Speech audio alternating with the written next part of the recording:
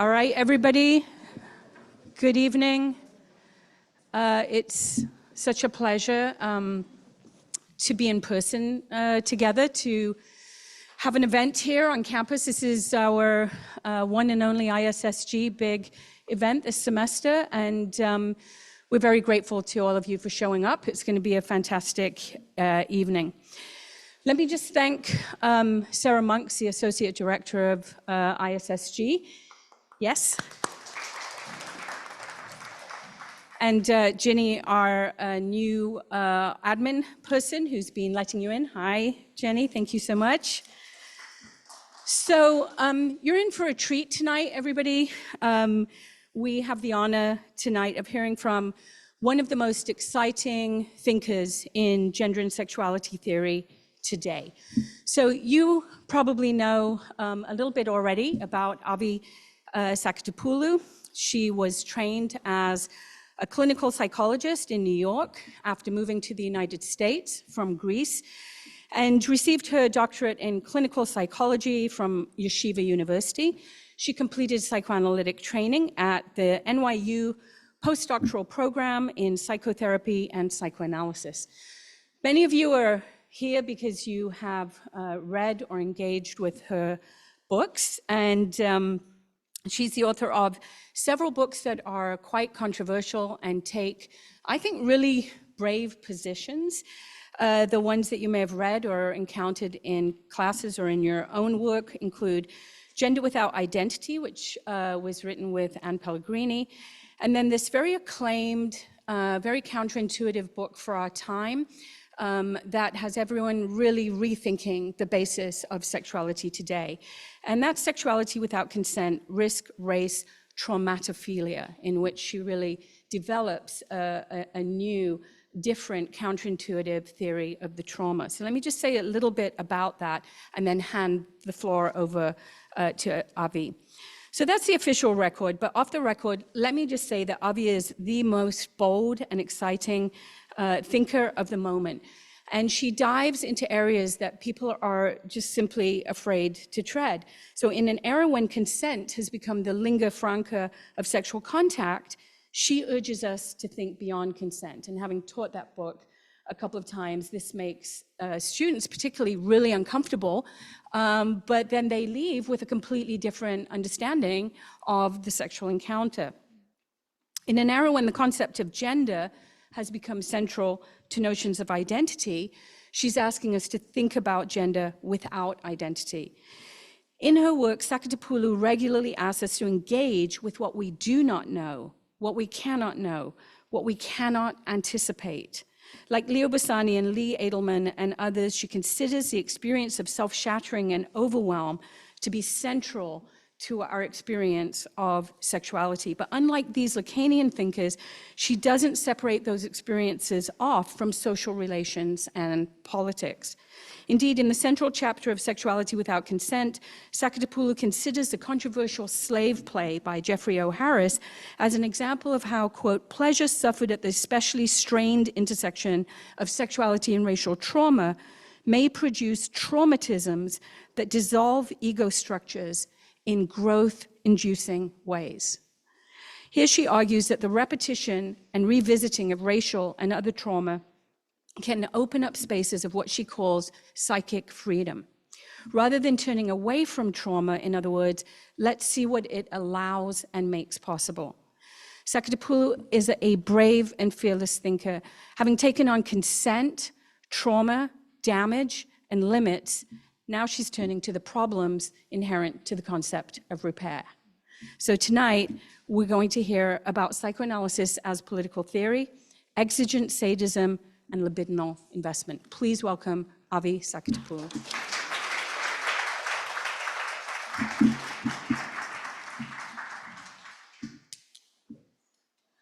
Hello. Thank you, Jack. This was overwhelming. It was lovely. Thank you so much for the introduction. Can you hear me? Okay. I want to start by thanking Jack for the invitation. I'm really looking forward to our conversation. Sarah for the only reason we're here is because of Sarah and everything that comes together through this labor that's behind the scenes. My gratitude also to the Institute for the Study of Sexuality and Gender and the Institute for Comparative Literature and Society for hosting this event, and to all of you for being here today. I will be presenting work from my forthcoming book, which is provisionally titled The Offer of Sadism. So this is work in progress, and part of what I think is now a move that we see in a number of different domains, which I will be describing as the anti-reparative turn. Okay. If we want theory that will help us navigate hatred and violence, theory that can have an impact in the social world, and which can involve liberatory praxis, our theory will need to have some teeth.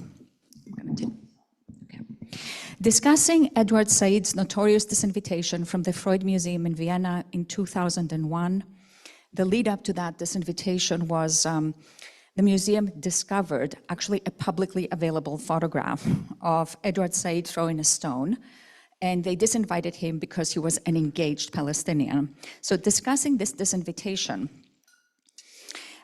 Stephen Sheeha recently described theory as needing to function as the throwing of a stone. I start with using these metaphors of teeth and stones to situate us right away in the domain of theory that is not just made for thinking, but also for action, including for the political action of psychic divestment, which I will define as the rending of our libidinal ties to organizations, belief systems, and individuals that harm us or that do harm to the world.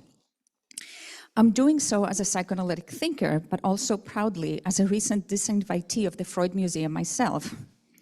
Just a few days ago, the Viennese Museum disinvited me because in asking me to comment on ongoing wars and conflicts and displacements and massive death, I said that I was going to use the word genocide, and then I was summarily informed that my need to talk about the genocide meant that we would have to take a break. So they don't even call it disinvitation these days. My NYU colleague, Zach Samelin, described a disinvitation coming from Austria as the highest form of honor that a psychoanalyst can receive. This is also to speak about psychoanalysis as being what Lara Sheeha has described as a settler colonial outpost. So I'm speaking both critically, but also with a lot of excitement from a psychoanalytic position.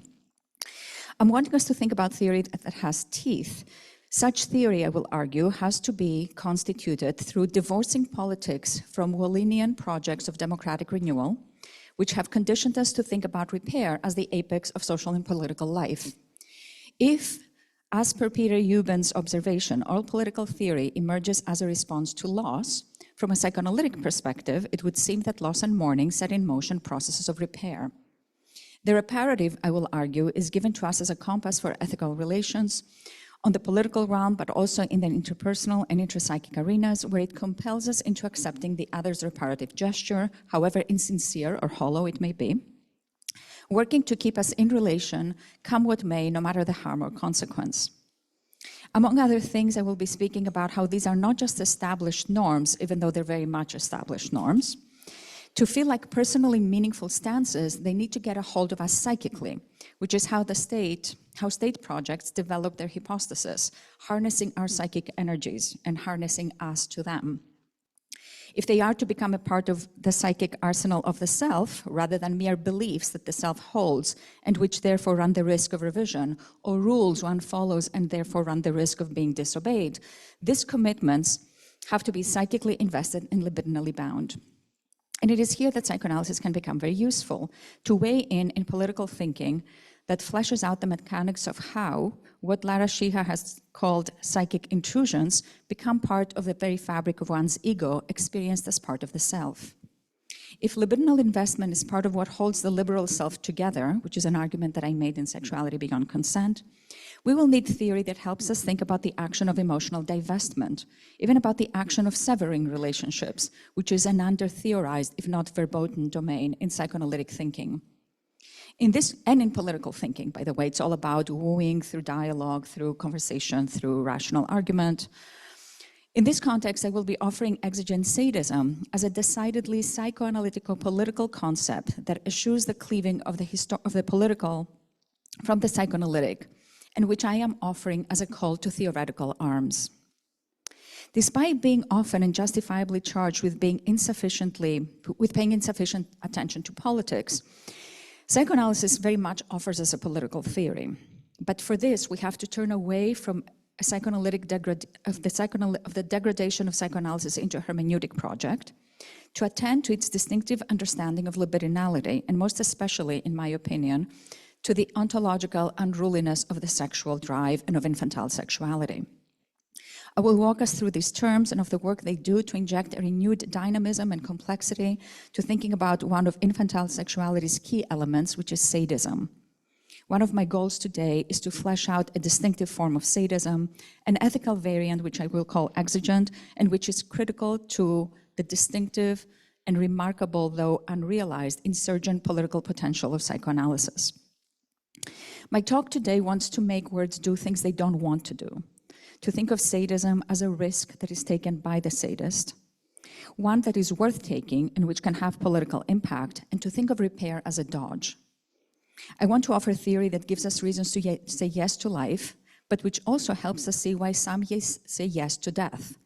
Theory that does not turn away from trauma or ugliness, theory that is itself traumatophilic, in the sense that it is not trying to make the impact of trauma disappear, but which can bear the weight of acknowledging that harm, death, rupture, negation are all part of life, which is a different thing than saying that they're fair.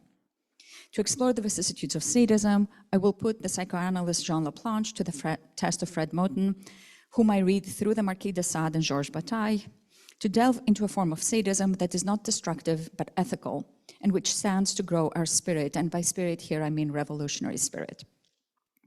Psychoanalysis' taboo on severing relationships, I propose, is tightly connected to the fetishization of dialogue, however stale or non-dialogic it may be. The health-conferring prestige of staying in relation with individuals, groups, or institutions, come what may, not only keeps us tied to institutions that harm us, but works to pacify the insurgent potential of the sexual drive. To resist these, we will need to have theory that helps us reflect on the transgression of those taboos, that helps us think about daring to break them. Contrary to the transgression of a sexual taboo, however, which is operated by the thrill of danger and pleasure, this particular transgression can produce feelings of pain and loss, making it onerous and hard to risk. Such transgression is also costly, even as it may also produce a measure of pleasure. Transgressing this taboo, in other words, is not something one does willingly, but something that one has to almost force on one's ego, requiring the bending of one's own will, as the ego will always be reluctant to encounter anything that disturbs its equilibrium. Even a bad but a stable situation is often preferable to the ego. To break this taboo, other forces are disloyal to the ego and which are undeterred by dysregulation that is brought about by transgression will have to be summoned. That force, I will argue, draws on the sovereignty of the sexual drive, and I'll have a lot to say about sovereignty tonight, an idea for which I'll turn to Sade and Bataille, leaning on Moten's work on disentangling questions of sovereignty from questions of state power. I work with Sade as one of the most insistent and persuasive authors on how the erotic and politics entwine. His thinking dares a vertiginous line into the abyss, giving us a way to think about the dangers of desexualization. To suggest that there's something dangerous in desexualization may seem startling, all the more so in connection to Sade, whose reputation as a depraved libertine precedes him. Centuries before the desexualization of psychoanalysis was critiqued from within the field, Sade had raised another critical problem, showing how the reparative, which is, as I'll describe, a desexualized concept, can easily substitute for justice. It is from him that we learn that turning away from the sovereignty of eroticism prepares the ground for that substitution. Both within and without psychoanalysis, the reparative nowadays operates, I can't say this enough, and I'll say it in several ways today, as a propaganda for a form of living where injustice is not something we suffer and may fight against, but something that we have to come to terms with and live alongside. The reparative, to put it differently, is part of the ideological apparatus that conditions us to accept our circumstance, working to generate and systematize an acquiescent passivity to injustice and harm. It is no accident that the principal theorist of repair, Melanie Klein, works with a form of aggression that is actually entirely cleaved away from sexuality. And in an essay that he has named Must We Burn Klein, which is adapted to de Beauvoir's famous essay, Must We Burn Sade, Laplanche took Melanie Klein to task precisely on this point. While Melanie Klein is often seen as being the most loyal successor of Freud when it comes to the death instinct, Laplanche notes that Klein's notion of an original sadism treats sadism as a synonym for wild aggressivity, problematically cleaving it from the sexual. And it's worth mentioning that what is called sadism today has very little to do with what Sade, with Sade, kind of like the distinctive meaning in Sade's work. Another reason I turn to Sade is his insistent critique of the idea that forging stable societal structures, and you can hear Hobbes and Rousseau here in the background, requires the repression of our animal instincts and therefore of our libidinality, which for him is how the stage is set to be disciplined and controlled by the state. And Foucault was very influenced by Sade. Historically speaking, the undisciplined in desire and pleasure has always been seen as posing a threat to reason and to social order. Western political philosophy has largely treated embodied passions as needing taming, ejecting from the social tableau of political life anything resembling the anarchy of the sexual drive. The fact that the renunciation of the drives is the premier civilizing gesture is not just part of liberal democracy's feign, and more on this later. It also builds into political theory and psychoanalytic theorizing a fearful attitude towards the drive that remains prominent to this day. Such taming, however, is nothing less than a safeguarding against life itself. The taste for life is precarious, the analyst Nathalie Salzman writes, in a phrase that is meant to remind us that to be alive and to be well adapted are starkly different projects. From Greek philosophers to Rousseau's social contract theory, politics has remanded the sexual to the domain of privatized erotic relationships. For most political theorists, orienting away from the self to focus on other people, objects, and psychoanalytic terminology, to the pursuit of knowledge, to the participation in political life, requires abolishing the ostensibly destructive potential of sexuality and the body's hedonism. This exaggerated optimism about a desexualized civilization and the enthusiasm for progress about which Freud remained enduringly ambivalent have plunged us into a faith in rationality. And you hear today talk about information, misinformation, educating people, making your unconscious conscious, becoming aware of your unconscious racism. All of these are epistemological projects. In fact, much of psychoanalytic theorizing today, while touting its attunement to the irrational, is devoted to eliminating the irrationality of the unconscious that this very same theory has argued is ineliminable. It is to this incessantly grinding wheel of rational optimism that psychoanalysis has problematically harnessed the hope that dialogue, cooperation, and repair can master the wildness of the drive.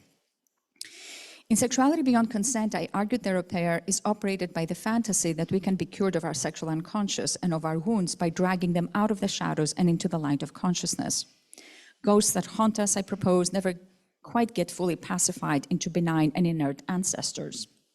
But my talk today speaks towards another problem with reparation, namely the fact that it works to dampen sexual energies that could fuel our willingness to act when necessary to bring change in the world, including breaking ties with those that harm us, taking on the risks that such breaks also entail.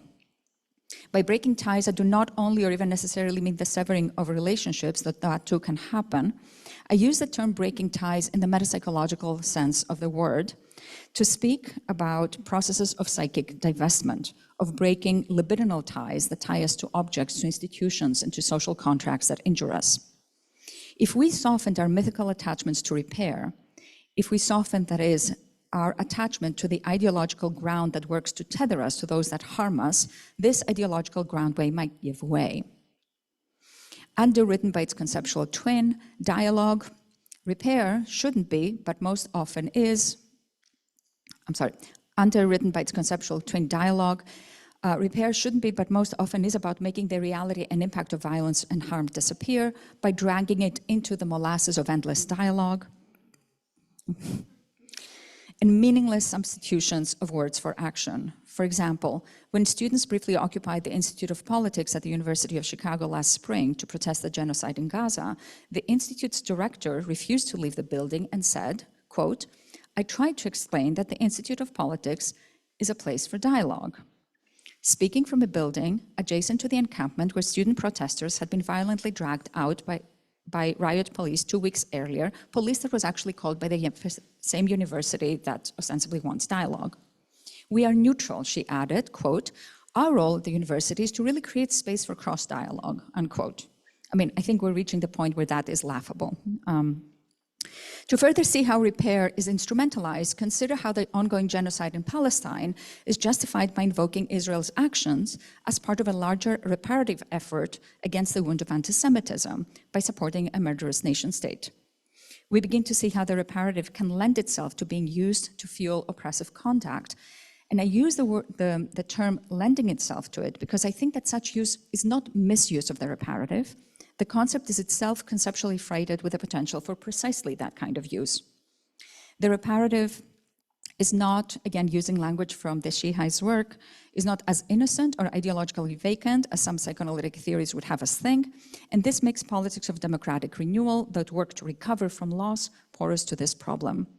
My hope in raising these points today is that if we can become less enchanted with reparation, we may actually be propelled towards question of revolutionary responsibility. It is also important to notice here that the primacy bestowed upon repair leaves uninterrogated and even consolidates the supposition that relationships need to be preserved no matter their impact on us. And we can think here of Lauren Berlant-Krull's optimism, even though Berlant does not work with psychoanalysis in this text. If the other party wants to repair, refusing them that option is often regarded as uncooperative, unnecessarily hostile. If dialogue is the epitome of healthy exchange at the heart of our democracy, refusing to dialogue is simply put uncivilized. This quickly eliminates, of course, the fact of one's injury, which is now superseded by the feelings of the person doing the injury. Any hesitation to participate in that dialogue, even when the dialogue is a sham, risks pitting the person refusing it against democratic order. So the stakes are quite high. Think, for example, about the recent listening sessions that many universities have been inviting faculty to attend in the aftermath of supporting Palestine. These listening sessions, presumably curious about faculty's opinions, have been experienced by many as feigning interest, more interested in the appearance of conversation. Critical to my project is a refusal of the degradation of psychoanalysis into a form of instrumental reason, which is what desexualization causes. By instrumental reason, I refer to the widespread stipulation in psychoanalytic thinking today, thinking that has actually spread far outside psychoanalysis, that every traumatic, dissociated, or unrepresented experience has to be symbolized, be put to words, be witnessed, contained, reflected, the demand that parapraxis surrender their motivations, that dreams revealed to us are unconscious, the demand that where id was, there shall ego be, that the unknown be wholly substituted by knowledge about the self, about the past, about our psychic life. I'm not saying that symbolization is unimportant in the work, nor is the work of understanding to be dismissed. But this reduction of the psychoanalytic project decays the remarkable insurgent potential of psychoanalysis because it is precisely in the libidinal, which is outside hermeneutics, that psychoanalysis's potential becomes more radiant. Though by libidinality here, I am not referring to love or connection or to enduring bonds. I'm speaking to a force that encompasses the ferocity and even the brutishness of the sexual drive, of which sadism is a critical component. Sadism is a term heavy with history and which calls up tremendous anxiety, making my project of complicating it especially difficult. My hope is to interrupt narrow and cliched understandings of sadism, to present sadism to us as a new and expanded object for reflection by introducing a pause, a hesitation, even a swerve in our usual way of thinking about it. Part of that process involves opening up the fan of sadisms, plural, a word that I am using in this form to draw our attention to the fact that sadism is neither a single nor a unitary concept. Different sadisms behave differently. They are driven by distinct and psychic and social forces. The most common understanding of sadism, the one that we usually fall upon today, is destructive sadism, kind of like the idea of the barbarism of somebody who dispenses pain gratuitously or whose pleasure is augmented by the suffering of the other, which she also causes. And then we have what I have, not without irony, called the sensible sadism of BDSM, where consensually negotiated scenarios are arranged. One person acts as if they were a sadist while actually practicing self-restraint and respects preordained limits. There's nothing wrong with this kinds of play, but it is not really worth the name sadism. Well, I think. Both destructive sadism, but whatever gets you off. Okay. Both destructive sadism and sensible sadism, and here's my point about this, are active forms in that they involve the exercise of the will. The destructive sadism exercises their will over another, while the sensible sadist wills themselves over themselves. In contrast, the kind of sadism that I call exigent is operated by passibility, which Jean-François Lyotard described as hovering between activity and passivity, a capacity to endure, even to suffer. Passibility works to open an interval, disrupting the other's translations, by exploiting an opportunity lost to us when Freud moved away from the more destabilizing demonic aspects of sexuality. Briefly, in introducing the concept of narcissism in 1914, Freud newly equated the sexual with full object love, ceding the most anarchic, disruptive properties of the sexual, which he had originally described as a key component of infantile sexuality and polymorphous perversity. By designating the sexual into a more pacified and unified domain, he created a conceptual problem. What was he going to do with these elements of the sexual that he just ousted? And the solution to that, Andre Green and John Laplanche say, is now he had to institute the death drive. So basically the institution of the death drive is a symptom of having cleaned out the sexual. And then he will spend the rest of his life trying to explain, now that he put them apart, how do they come together? Like moral masochism, feminism, feminine masochism, trauma, right? So he never quite gets away from that. But my point is that the death drive is not a distinctive force. It is, and this is a quote from Laplanche, nothing more than the reestablishment of the undomesticated pole of sexuality, unquote, which means that the sexual and the death drive are one and the same drive, aspects of an inseparable coalition. Exigent sadism derives from this coalition, returning us to Freud's earliest and large conception of sexuality, infantile sexuality, and we may therefore think about it as an enlarged sadism, a nerveless determination that stops at nothing and which works by unbinding, calling up a force that may feel frightening by virtue of being sexual, which is also to say that it feels demonic. Exigent sadism takes its name from Laplanche's notion of exigency, a force that, quote, impels us without showing us the way, unquote. And it is precisely this exigency that involves the analyst's own passibility, making sadism a vulnerability, this kind of sadism, for the sadist. And I'll say much more about this. If this sounds counterintuitive, it's because we're so accustomed to thinking about sadism as a menacing force. What accounts for ethical sadism's distinctive vulnerability is precisely the fact that in following the exigency of the unconscious, one travels down unexpected paths towards unforeseen and unforeseeable outcomes. So what I want to do is I'm going to give, and my apologies to those who have heard me do this before, a very quick summary of Laplanche so that people in the room who don't know Laplanche can follow what I'm doing. So for him, all communication between an adult and a child is compromised by the adult sexual unconscious. This introduces a disturbance into every message, as if there were a noise on the communication line. What this noise is, basically, it's a surcharge of unbound energy that proceeds from the adult sexual unconscious, and this is an inevitable incursion. It's a normative incursion, and it is traumatic in the sense that it implants something that is enigmatic, a foreign body, so to speak, on the infant psychophysiological skin. To cope with the strain of this enigmatic errancy, what he called implantation, the infant reaches for codes to give form to the unbound energy of enigma. She sources these codes from the adult world, inhabited as it is by social meanings that have mythical proportions.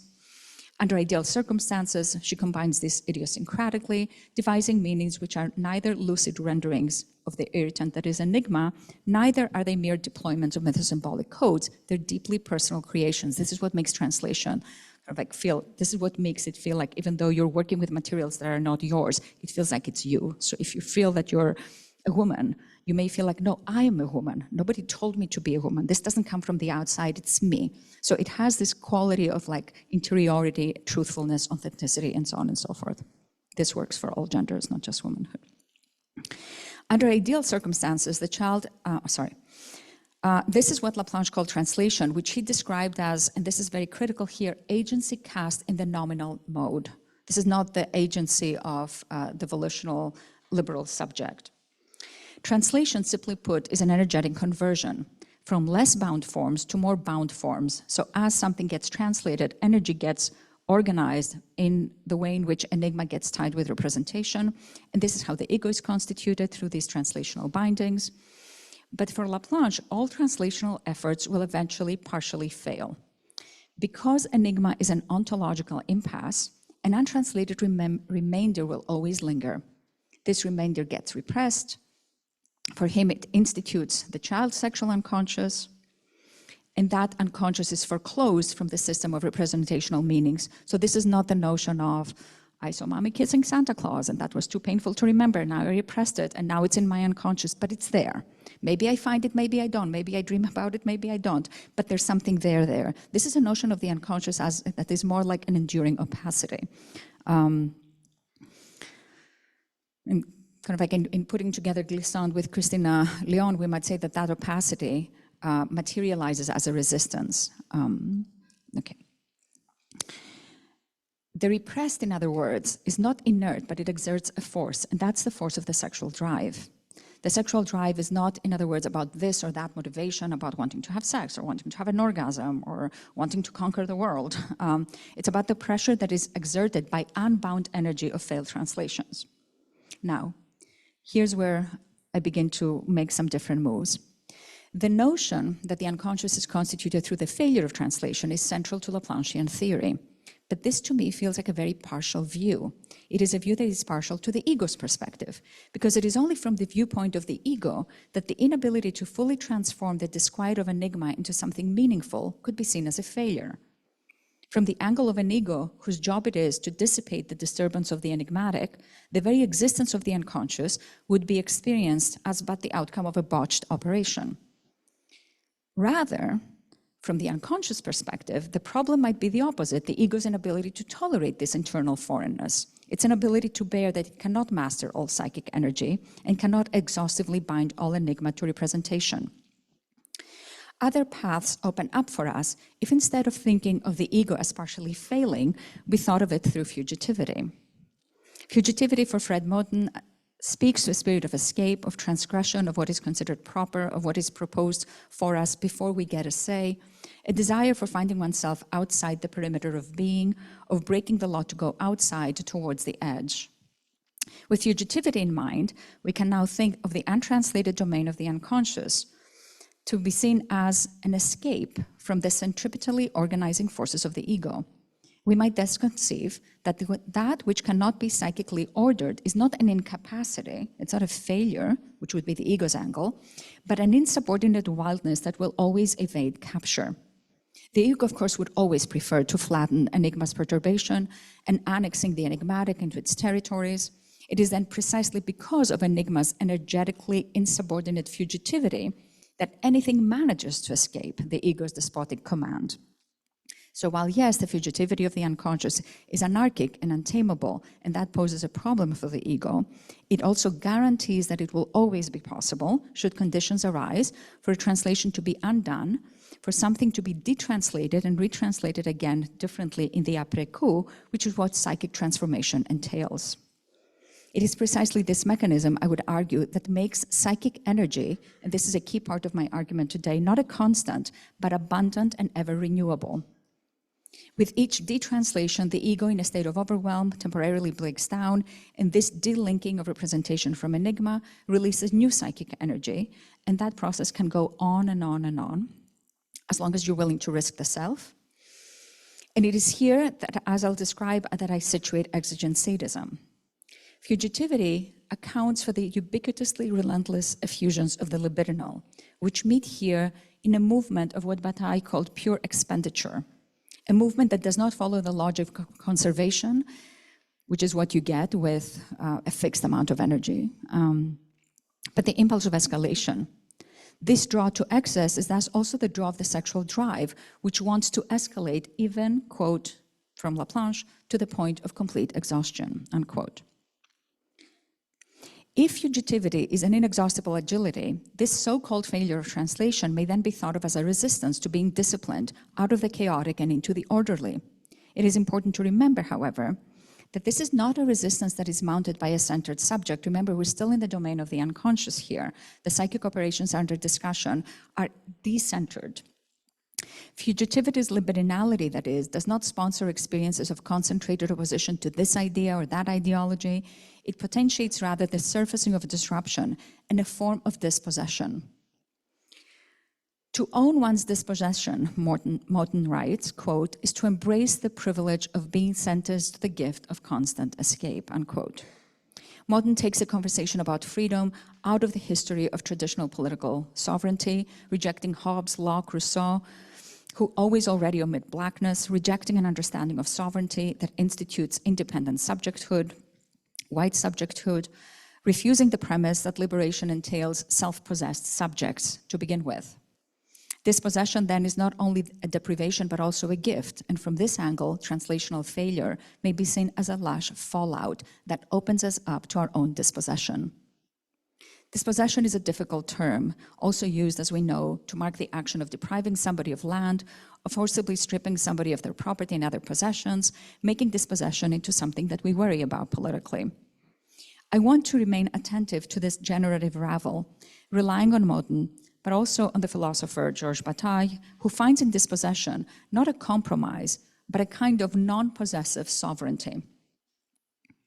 In Bataillean terms, fugitivity might be seen as pertaining to, quote, a quantity of energy that does not go to work, unquote, resisting the labor demanded by binding, which also makes it unavailable for work and thus also for capitalism. To think of fugitivity is to note the ego's compulsion to work to conserve itself, whereas the drive is given to escalation and measureless expenditure, this is a quote from Bataille, just as if a wound were bleeding away inside of us, unquote. The ego is not only intent on expropriating the energy of the sexual unconscious, but fearful that its resources will be depleted, and indeed, the ego's resources are fixed. It's oriented towards scarcity. This is what Bataille called restricted economy. And this is in keeping with Angeli Arondecar's recent work, Summoning of Abundance over Loss, Archival Loss, Refusing Scarcity as the Foundational Analytic to a Subaltern History of Sexuality. The ego seeks to economize itself at all costs, to conserve even pernicious libidinal investments, including established relationships to one's objects and affiliations to larger structures, lest losing them destabilizes in its equilibrium, and it will. In stark and destabilizing contrast, the sexual drive works with the principle of abundance, recognizing that psychic energy can be spent lavishly because it's always renewable. If the reserves of psychic energy are endless, this is because each time a detranslation happens, that is, each time the ego is risked and broken down, this delinking of representations from originary enigma releases the libidinal ties that bind them together, which is another way of saying that it is precisely through the force of dispossession that one can have access to this abundance. This release of energy is, for a transient moment, not under the ego's jurisdiction, giving it a sovereign quality, though sovereignty here should not be misunderstood to refer to an agential center of action, but it is to be seen as, and here's the paradox of the work that I'm doing with sovereignty, as an impersonal, decentered press that is impervious to outer influence, granting it an autonomy from opinion, ideology, or groupthink. To further explore this sovereignty, let me go to Sade. An aristocrat and famous libertine, the Marquis de Sade lived at the time of the French Revolution, spending the majority of his life ferried between prisons and psychiatric institutions. During his prolonged confinements, he authored porno-philosophical novels with dizzying arrays of sexual, murderous, pedophilic, and homicidal delights. And these earned him his sulphurous reputation. In his writings, libertines often interrupt the main erotic plot with seemingly tangential narrative digressions, diatribes that protest abuses of the state and church power, naming property as a crime against the poor, cataloging how wars serve the interests of ruling tyrants, and arguing for the abolishing of the death penalty. But these are not really tangents, and we would be mistaken to take them as such. What Sade offers us are philosophical manifestos that draw out the intimate connection between sex and violence. He gives us images of sexual brutality that one cannot not look at, inviting the reader into a participatory relation regarding the voluptuousness and horror of desire and the exquisite pleasure to be derived from transgression.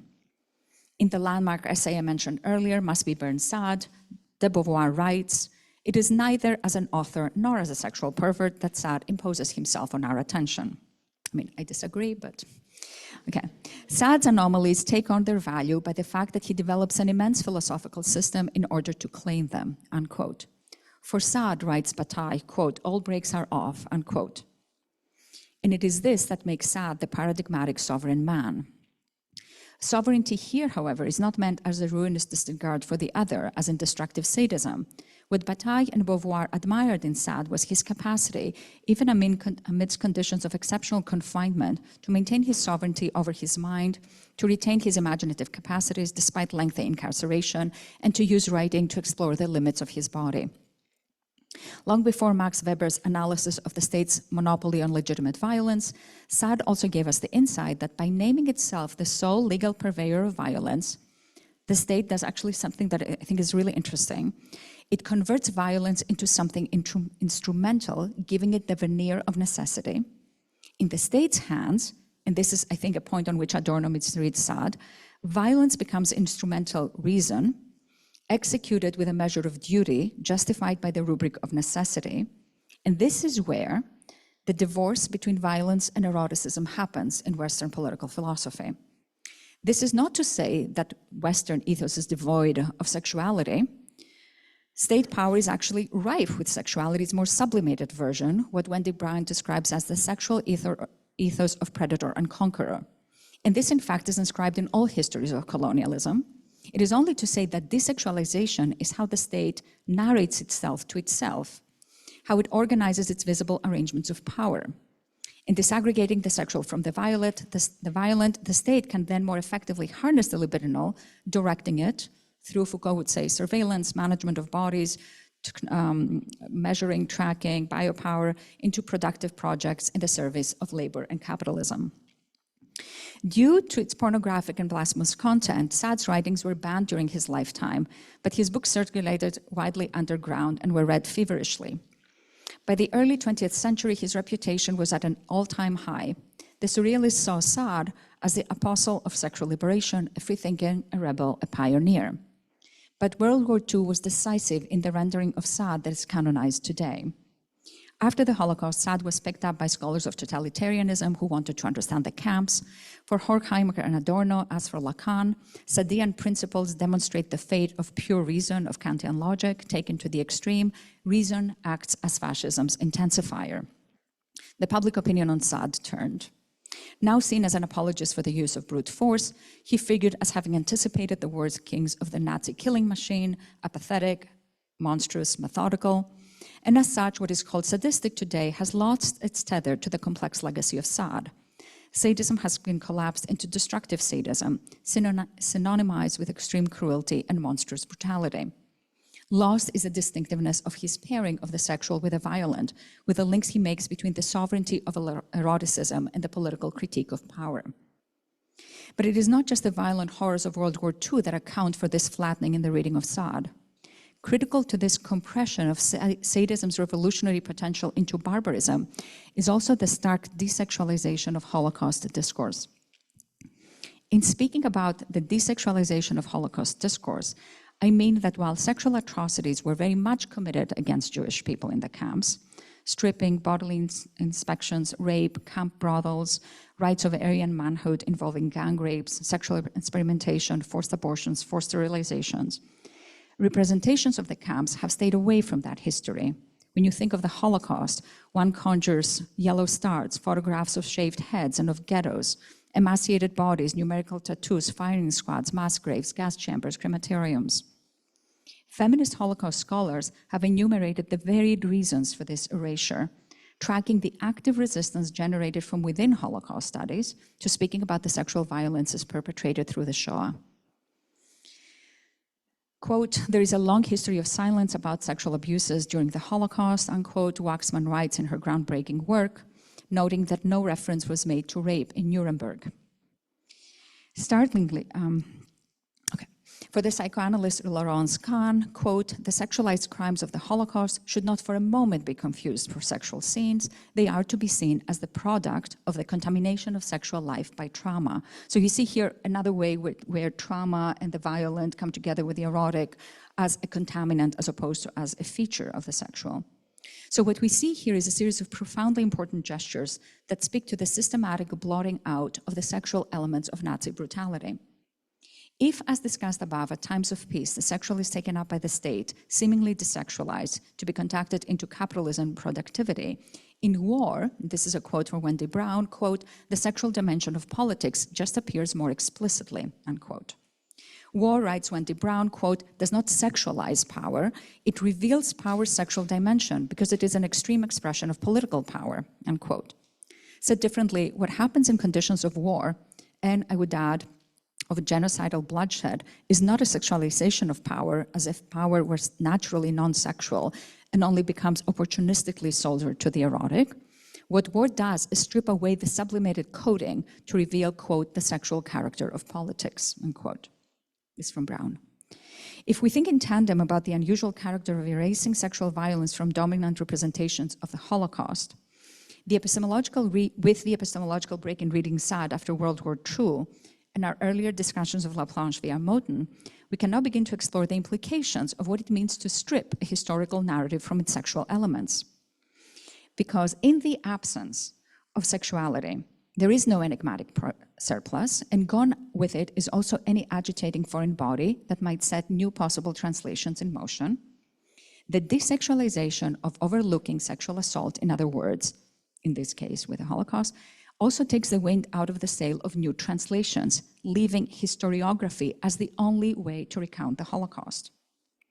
Of course, in a world where anti-Semitism and Holocaust denialism exist, knowledge of this history is an ethical imperative, but what the historical record wants to do is not just record history, it also wants to settle what happened, to reveal the truth by saying everything. It works, that is, by establishing a knowing relation to the event. This gives too much power to deductive logic's capacity to narrate the past, paving the way for the instrumentalization of history into the form of terror, which is what we see now in Israel's ongoing genocidal war. Psychoanalytically speaking, the effect of foreclosing the possibility of translating the Holocaust anew freezes one's relationship to the Holocaust into a standstill. This is because without the sexual, there's no enigma, and without enigma, no hanging thread in any translation, no residue that can be pulled to undo something so that new translations may be generated.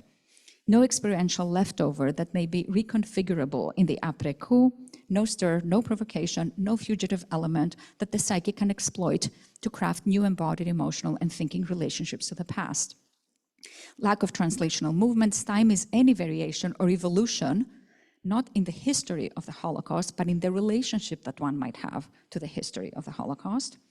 And it is this, I suggest, that has contributed to Holocaust history's singular and exceptional, nearly untouchable character.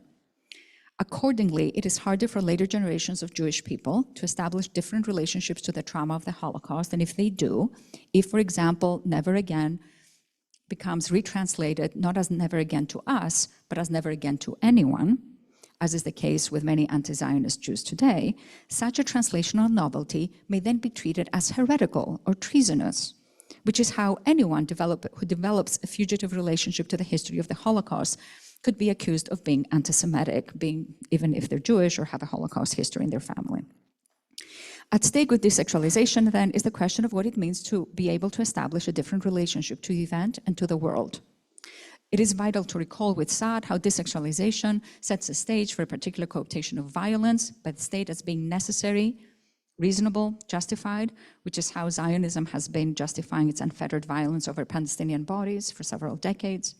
When a narrative of trauma becomes singular and proprietary, it can acquire a definitive and propulsive force, becoming resistant to detranslation.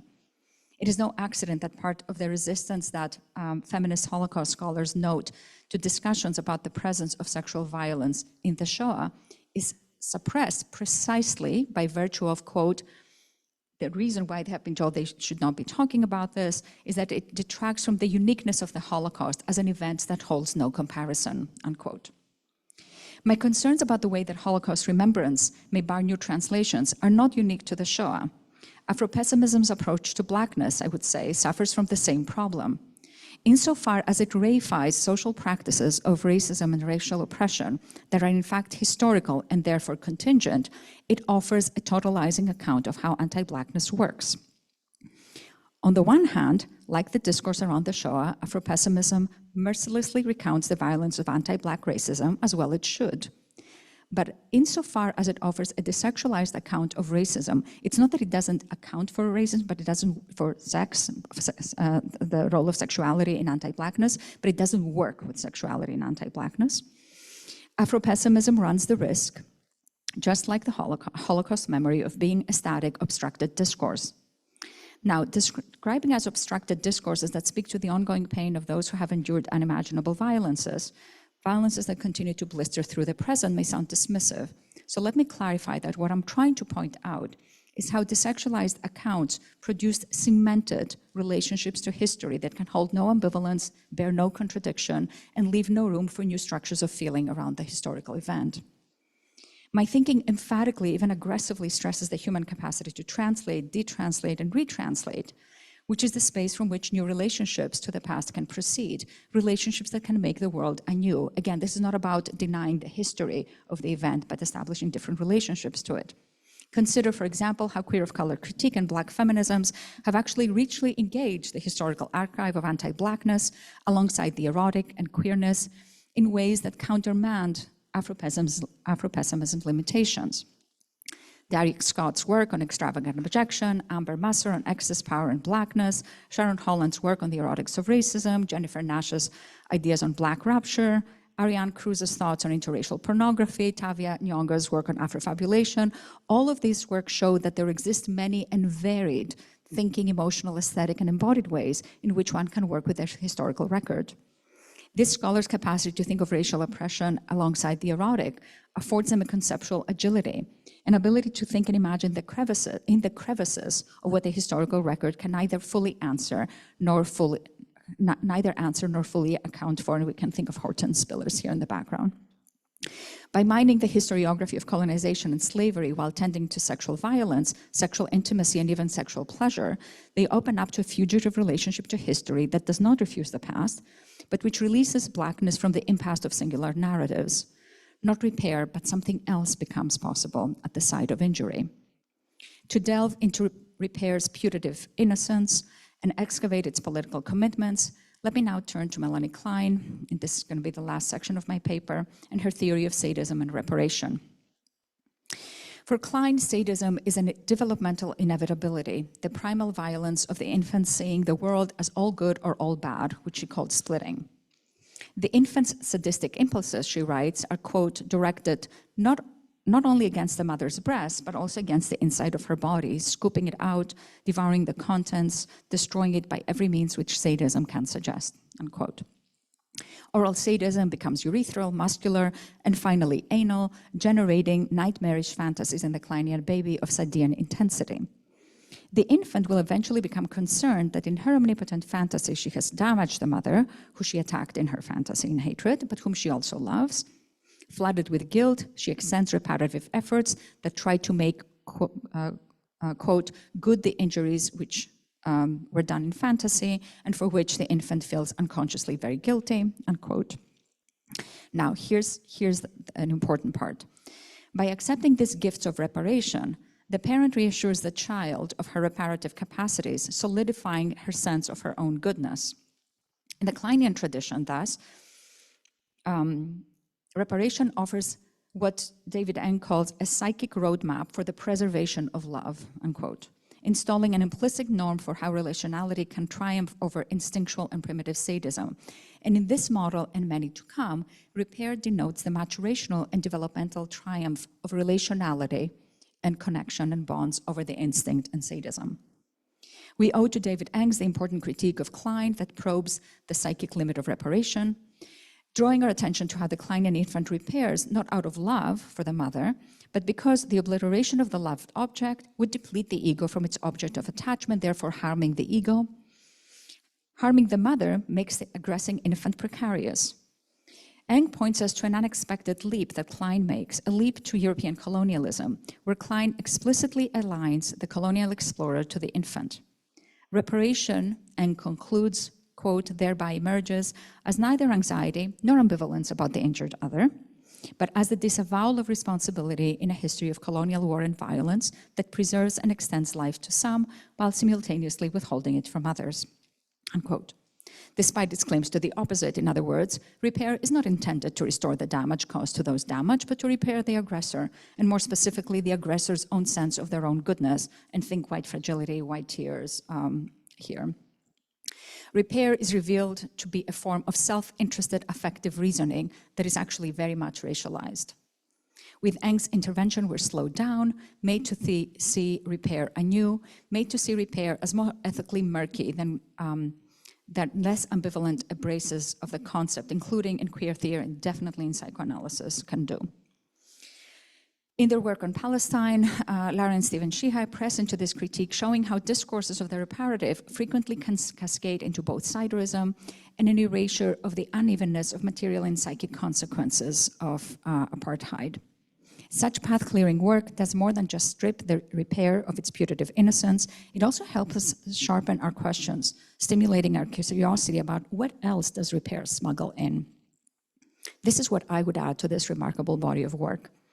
Parental care and support for the child's emotional development demands that the adult accepts the reparative gesture. Care, in other words, from the perspective of the person providing it, the adult in this case, gets communicated by means of endless available opportunities for repair, all of which are to be accepted no matter the sincerity, effortfulness, or result, in the interest of the infant's growth. While it is easy to see why that might make developmental sense for a child and an adult, we can also see how that is, once then it's installed in the psychic life, it continues to stay with us. From the infant's perspective, this allows us to see how it builds into care the expectation of self-sacrifice.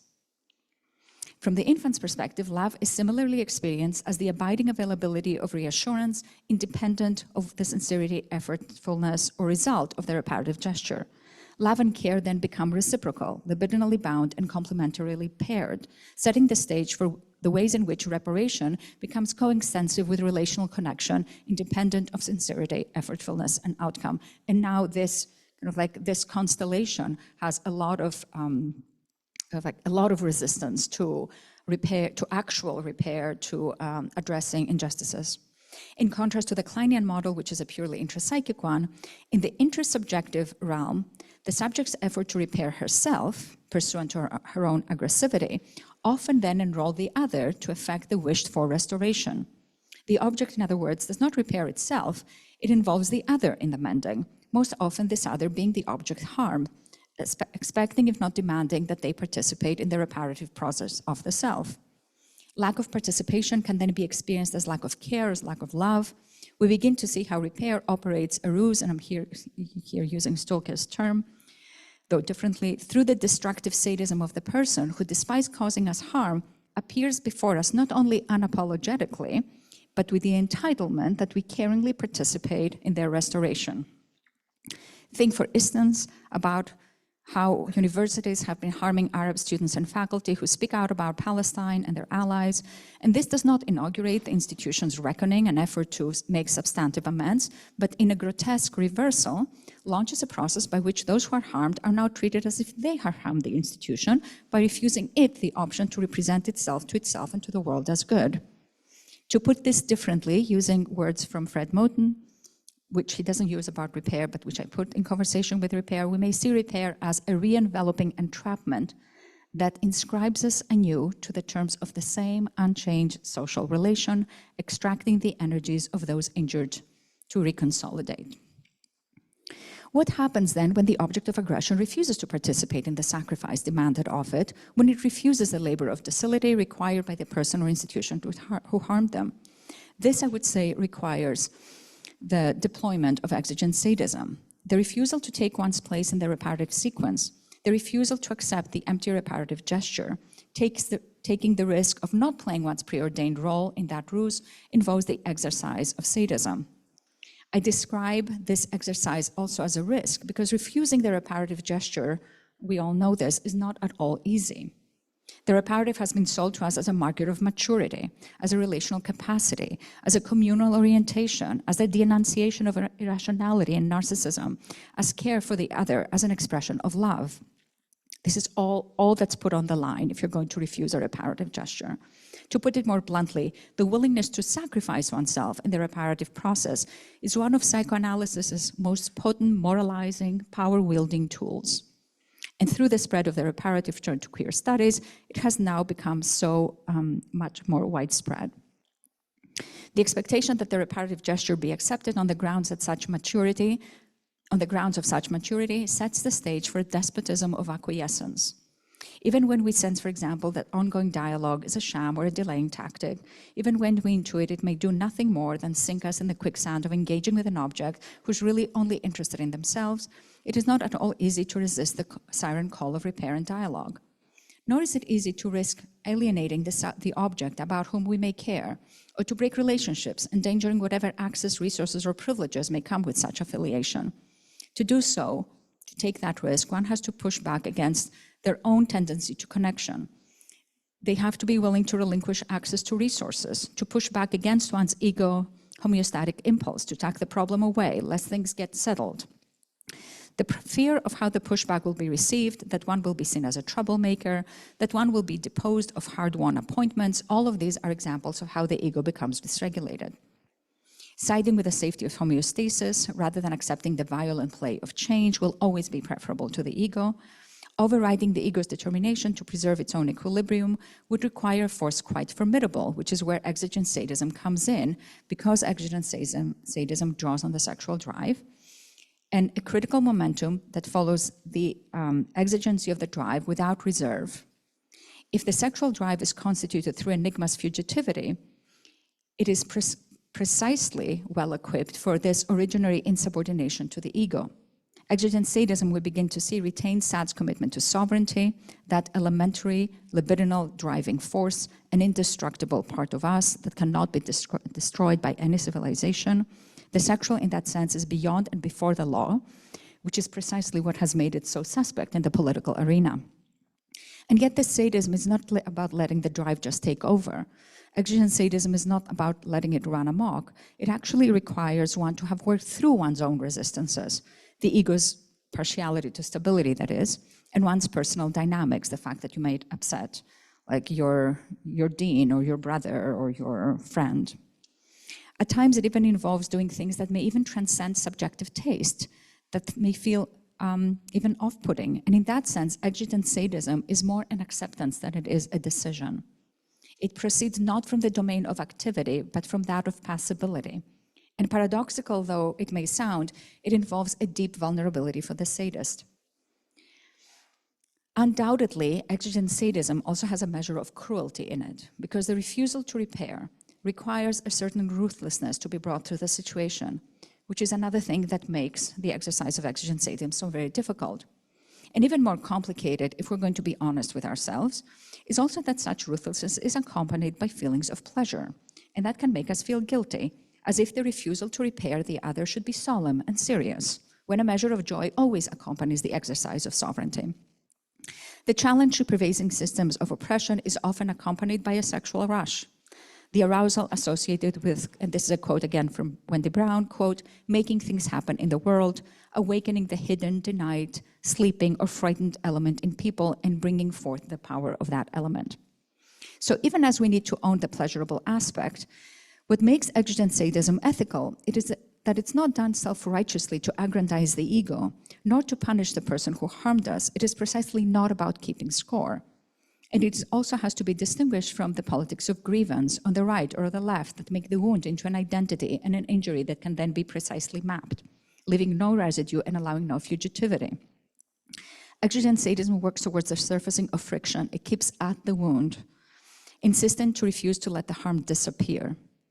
How does one take such a risk? How does one put so much on the line? This is where our own resistances come in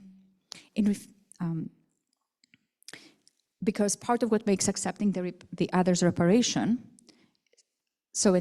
part of what makes that so enticing is that it protects us too from registering the degree of damage we have suffered. Better to be magnanimous with the other, rich in our resources, than to notice our gushing wound, to truly register how deep and repetitive the cuts. Think, for example, about DEI initiatives and how tantalizingly they constantly disappoint us. In refusing repair, exigent sadism is not indifferent to the other's gesture. What the exigent sadist seeks to do is stage an encounter that stands to rearrange the terms by which the relationship proceed, not through Hegelian sublation or reaching for a third, both of which work to conserve relationships, but by demanding something more and something more substantial of the other, to transform something in themselves. The space of exigent sadism, in other words, is a space where relationships are truly tested, put to the anguish of loss. Such loss, if it occurs, is not destructivity. Ethical sadism does not aim to ruin a relationship, and if it does break, the ethical sadist assumes a portion of responsibility for the outcome. Aren't you afraid of losing your job? An interviewer recently, a few months ago, asked Professor Tiffany Willoughby-Herard at UC Irvine as she was being ferried away, restrained by cops in riot gear for supporting her students' protest against the genocide. Quote, "What job do I have?" I mean, you've seen the video, I'm sure. "If my students don't have a future," she replied. Dr. Willoughby-Herard treats the question, which is meant to inflame her anxiety about herself. It's a question really about kind of like limited resources, about losing something, by setting the terms and recentering the open wound of extermination and the right to protest. What ethical sadism asks of the other is not facile acknowledgement or superficial apologies. At best, it inaugurates a crisis in the other, recognizing that the weight of such a moment does not rest in palliative solutions, but in the true reckoning with one's own entanglement. Such press can and sometimes will be experienced as a crude and obscene gesture. Without a doubt, exigent sadism may break a relationship. But, okay, I'm just going to jump through 2 paragraphs. The exigent sadist keeps negation on the table, takes the risk, namely the risk to discover that the sadist was not that special, that we might be disposable, fungible, exchangeable for other more docile subjects. What is risk and cost, though, if not another way of speaking about expenditure, of rebelling against the ruse that our resources are scant and we dreadfully threatened if we do not watch over them? Exigent sadism is to be given a chance to see the world more intensely when so many of us would rather postpone our lives. The containment promised by the reparative can restrict someone to the point of rendering them insentient. If you take the depressive position too seriously, you may end up thinking that living life is a flat line of measured pleasures and mature disagreements. I don't love Klein, as you can tell. To criticize the reparative, as I've done today, is to ruffle articles of faith, and in this sense, my paper is itself an exercise of exigent sadism. If this paper is asking a lot of us, it's because it must. We should accept nothing less than asking a lot of each other and of our theories, especially if we want them to have them teeth and to operate like the throwing of a stone. Thank you.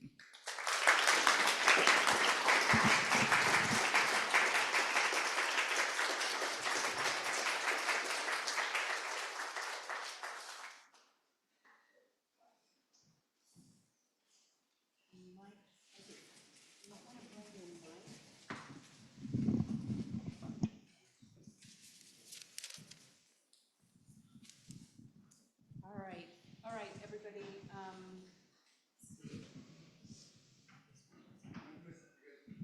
Is it on? Yeah. Okay, that was a lot. I try. Yeah, that was fantastic. Thank you so much. And let me out myself as someone who's totally for the anti-reparative turn and breaking relations and sadism and all of it.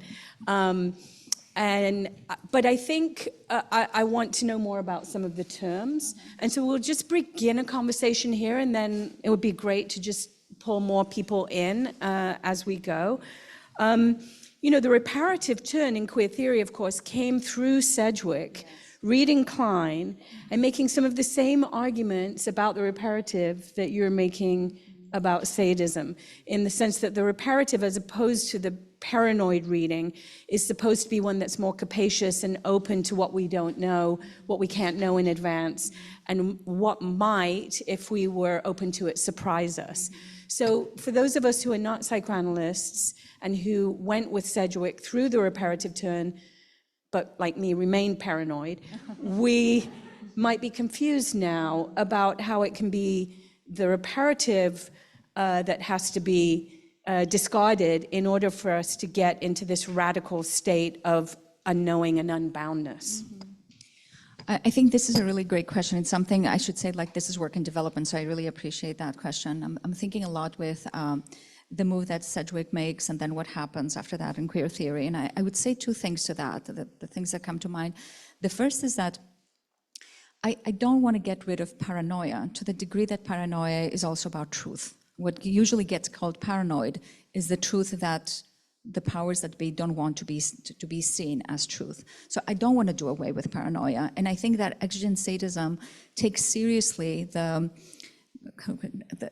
truth of paranoia in a way that reparative readings kind of like eschew. The other element is the question of cost. I wouldn't say that this is what psychoanalysis believes. This is like, I'm writing this, I'm doing this, like maybe analysts believe it, maybe not. I never know if what analysts think of my work. But it's also the question of cost, and that it will cost you something, and that cost is not something anybody wants to pay. If you do it at almost at a quarrel with yourself. Like maybe you think you're going to get, it's almost like jumping off, the metaphor that I sometimes use is letting go, jumping off one rope and jumping into the air before the next rope materializes. You don't know if something will appear if you're going to crash, and sometimes you crash. I think it's important to talk about risk very realistically here. Like, you could lose your job, you could destroy your career. This is what makes us so admiring of students who are protesting and may end up on kind of like lists that do this or that in the future. We don't know. So I think to think with cost is to take very seriously the cost to oneself, to what it means to give up on one's own effort to conserve our resources. It's about spending lavishly and going with expenditure, knowing that something may not appear. Okay. And we can return to this if this is a useful question for other people. But question number two, which is going to dig a little deeper, is, what remains of psychoanalysis after this critique? Because it's, after all, psychoanalysis that has given us a lot of this language, as you yourself pointed out, and that demands the dialogue and the reparation and the connection, and that asks us to think about the unconscious as this, repository that is constantly bubbling up in ways we can't predict. I mean, some people like Paul Preciado are just like, why are we still working with this particular structure when there might be many other ways of describing psychic relations than the one that was based upon a particular organization of the family, intimacy, sexuality, and feelings from the perspective of the Viennese bourgeoisie at the beginning of that kind of thing. And he offers instead this similarly unbounded libidinal project that has to do with the pharmaco-pornographic. So, and I've asked Butler this too. Why do we stick with psychoanalysis? I love this question because I partly hate psychoanalysis. Yeah, I think it's clear. But psychoanalysis is plural. Yeah. And there are many ways in which I teach a course on polymorphous perversity to analytic candidates, which is almost a how-to. And when we talk about that, part of what we do is we track the history of how psychoanalysis becomes increasingly object-related and therefore moves away from the notion of the drive, and also the notion of the unbound. So if, part I think of what is possible is a return not to the past, but a spiral movement where we can access what we have moved away from, with the benefit of all the interventions in political theory, queer theory, and rethink psychoanalysis and redo its foundations, which was one of Laplanche's projects, to redo them such that we can be propelled forward. Like, Is it possible that Paul, for example, would have been thinking with unboundedness the way that he was had he not started with psychoanalysis and then rejected it? I don't know. Like, you can take it, use it, and discard it. Like, I'm all for waste. Like, there's a lot of psychoanalysis that I think needs to be thrown away. All of these models of you just have to understand yourself. Like, the idea that it's not just about encountering the unexpected. It's also that the unexpected is a resistance. You resist the unexpected. You have an internal relationship to it. And this psychoanalysis gives us a way to think about these forces and these pressures within the self, which make us useful idiots for fascism. Okay. I'm reading this new book about Fanon right now, and the one point Adam Schatz makes the point that Fanon, who I was interested in the absence of Fanon from a project that wants to think about psychoanalysis as a possible jumping off point for a transformation of libidinal energies into social resistance and change. And he talks about at one point the way Fanon thought about transference as not simply a dialogic opportunity where you act out a transference with the analyst, but Fanon and others in his circle understood transference as possible with many different people who you encounter over the course of a day, for example. That does seem like it holds some possibility for a kind of socially transformative relationship to the other, as knowing something that you don't know, as potentially being a site of, so are there other, in other words, are there other psychoanalytic frames that we could use to enhance this very wonderful, ornate, anti-reparative project that you've given us? Because I think the question remains as to how we make the leap from the unbounded ego and the openness to the drive to the transformation of social relations. This is a really interesting question. I'm not a Fanon scholar, and I try to not work like superficially with people that I haven't studied. But here's the thing. You can think transference more expansively with everybody in the day, but that is not an openness to something new. Transference is the repetition of something old. So that's one of the problems with transference, is that you don't get to have a new relation. You project on the other the same of the past, and in fact you find and even draw out from the other things that confirm that past. The way in which I hear your question about Fanon as being extremely generative is what happens if we recognize that we do these projections, which is one part of the psychoanalytic project, but these projections are part of how we maintain our libidinal ties. And this question of the libidinal tie and what it keeps us tethered to seems really important to me. If you're going to do any work of social transformation, you have to be willing to lose friends, you have to be willing to lose institutions, you have to be willing to lose your relationship with yourself and reconfigure yourself. And while that may sound great on the other side of the tunnel, while you're in, nobody wants to go through it. Like, people go through it either because they have to, or kicking and screaming, or because of some traumatic event that makes it impossible for them to not engage with it, or because they're forced through some external event. So I'm trying to also stay attentive to this difficulty that the subject has in not being a liberal subject. In not trying to preserve itself, but risking itself.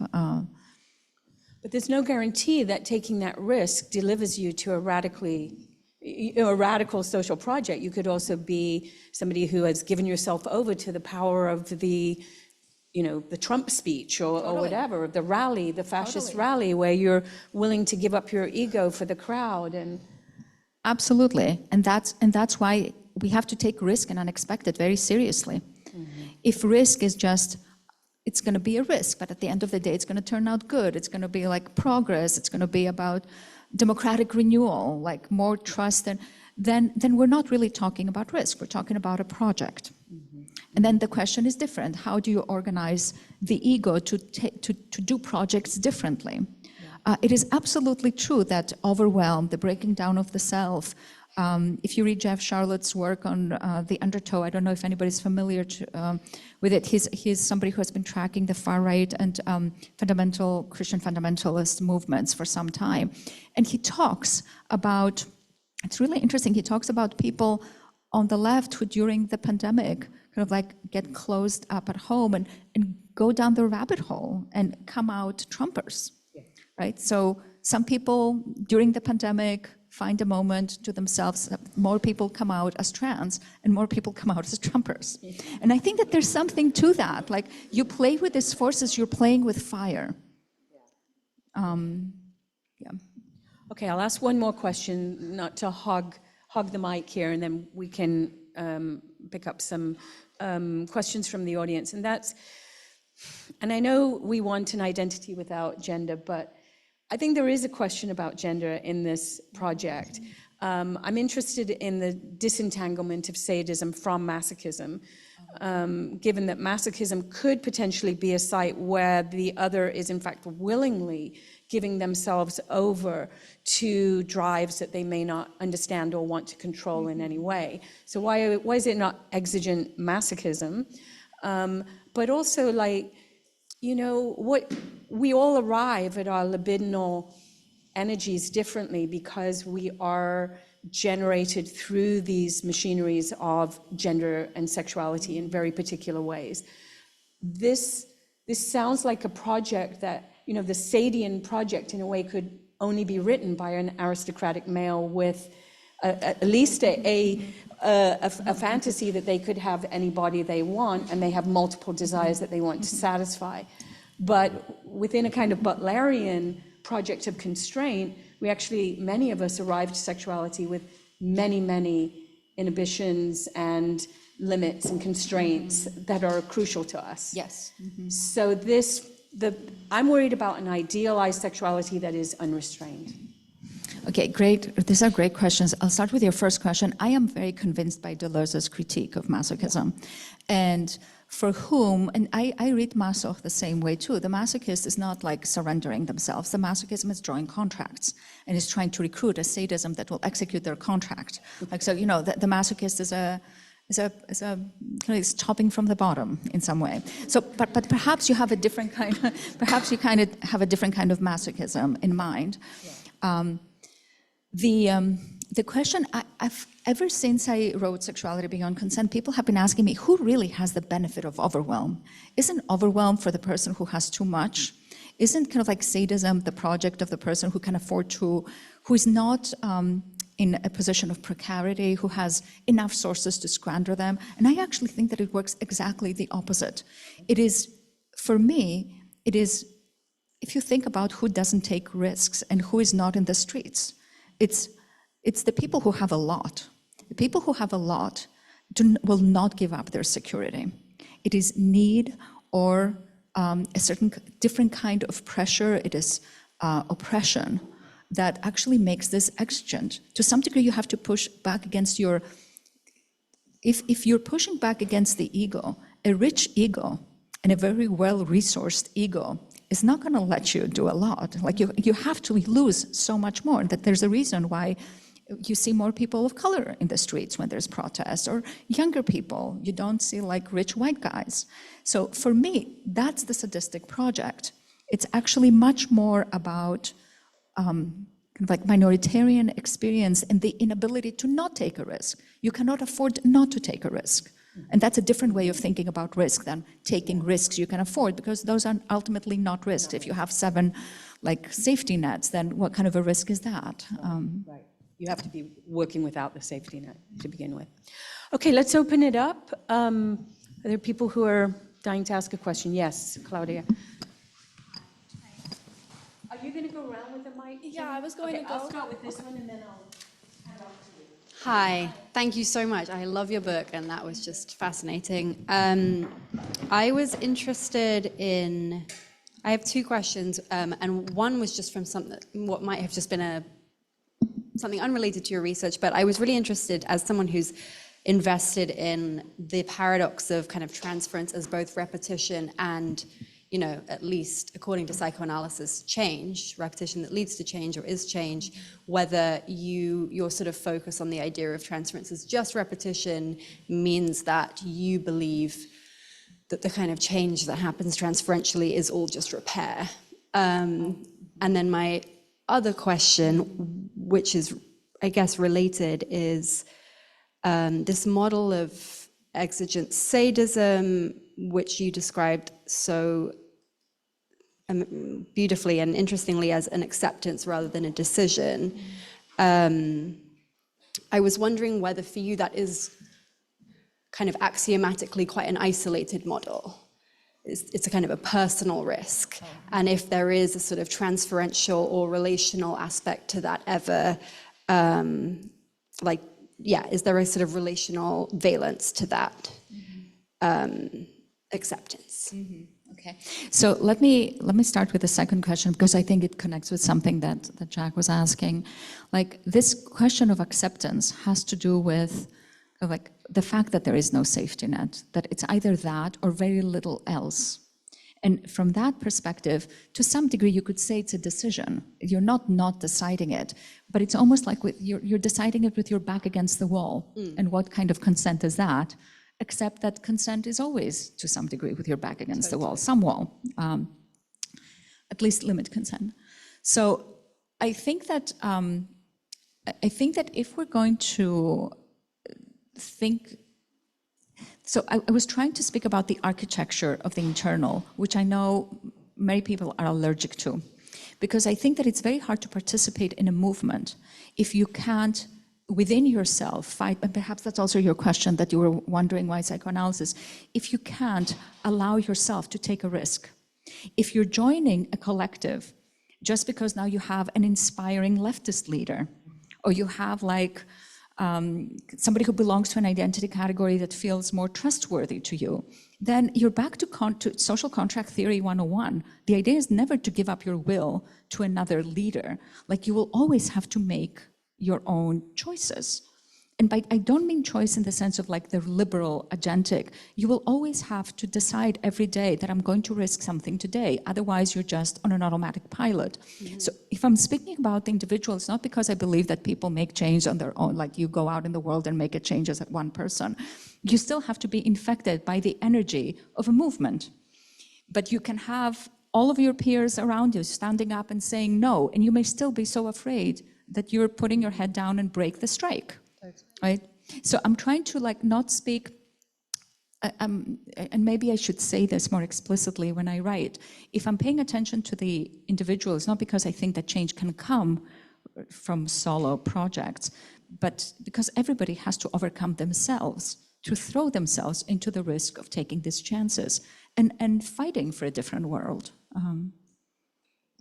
Thank you so much. And your question about transference is definitionally repetition, and work that comes through transference is not just by the repetition of transference, but in the dialogic, interpersonal work that happens between a person upon whom something is projected, how they hold that, for example, in an analysis. The thing about repair is, I don't think of transference as reparative work, unless there are psychoanalytic models that work with the notion that patients come in feeling untrusting, and your job is to convince them that they can trust the world, or at least you. I think that that's a very impoverished way of thinking about what you can do with transference, and some psychoanalytic models work from that.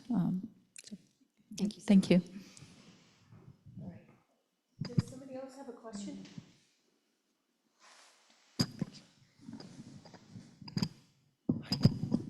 Well, you're always enchanting, that's for sure.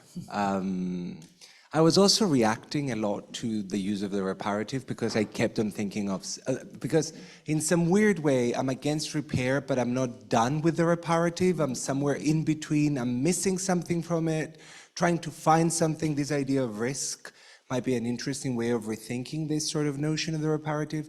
I have when you mentioned Fanon, Lara Sheehy recently published this piece about pressuring words, right? Yes. And it's about coercive documentation and what does it mean, which gets me thinking into not just how one documents their own sort of abuse or trauma, and that's when Fanon comes in, where it's interesting that was brought in, the type of documentation that breaks down the ability from an imperial sort of power to use it in such a way that it's so raw, so sort of legible that nobody is able to take it and do anything with it. So there is this pressurizing sort of need or desire to use words on the one hand. On the other hand, and maybe it's because I'm too tired, so please, if you, I'm trying to understand where everyone else fits within this very exciting model that you have, because it seems to be not binary necessarily, but a very sort of specific. So I was also thinking of sympoiesis, like how do the others exist when that is happening, right? How does that exist within a specific societal context? In our day, right, sure, we ask Palestinians to document what's happening to them, but there's others around them that are us or could be us, that could be the Mediterranean, that could be the Cypriot, that could be the other, that do not neatly fit within this structure, right, that is so clear. So if you have any thoughts on how the sympoiesis versus the autopoiesis kind of thing, not the self-fashioning, but then how do we all exist within this sort of risk of documentation or project of trying to do something with it as a collective more, if that makes any sense. It's interesting that you're bringing that up also in the context of Palestine, and I'll speak about Cyprus for a moment, because as a Cypriot, I've also been thinking a lot both about the parallels and the differences with Palestine, with occupation. What does it mean to be under occupation? Maybe you should tell what Cyprus is. Why don't you do that? Cyprus is a small island in the Mediterranean Sea. That has had a very turbulent history. Many people assume instantly that it's Greece or Turkey in that sort of way. There's been an invasion in 1974. A fictional line was created. We call it the Green Line in Greek, which is there to support, but is there to split, and it has created this tension. There was no possibility of going from one part to the other for many years. It's also a fight between quote-unquote Christians versus Muslims. Also for Greeks and Cypriots, linguistically, the notion of the Turk was all-encompassing. Muslim equals Turk. So it was this very problematic sort of race to hate each other relationship that in 2004 became open, and therefore there's checkpoints. We all know what checkpoints are and do. Avgi has an amazing article that people should read about this. So I'll stop talking and please do. And also a post-colonial, like it used to be under British rule. So it's interesting because there's ways in which you can, through post-coloniality or through the notion of an active occupation, really resonate with something in the other. And I mean, many Cypriots have been saying, like, of our brothers, Palestinians, like, how could our government support this, like, when we ourselves are under occupation? But there's always a difference. There's always some, this question of likeness, of identity, will only take you so far. So one of the things that I'm trying to do in the book that I'm working on is to think with other bodies, to think through performance. I find that the domain of performance gives us many ways to think about other bodies and what bodies do to you, what arises through the way in which art acts upon you, not to bring something out, but to spark you into different places, not to places that you can identify in yourself, because these parallels can only very quickly run aground. But to some degree, one has to give oneself over to having something done with oneself that it does not belong to us, to be transformed through the encounter, not just with another, but also with a movement, with a piece of art, with a protest. Some people describe the experience of going to a protest and coming back and never being the same again, right? This is not just about an unleashing of something, it's also about a transformation that has to do with other people's energies. Your commitments change. I mean, these are incredibly powerful experiences. The question of how to think about them, I think that's where psychoanalysis begins to reach its limits, and where it opens up to, what is it? I think that's where performance studies, for me, opens up a lot of space. Brown Commons.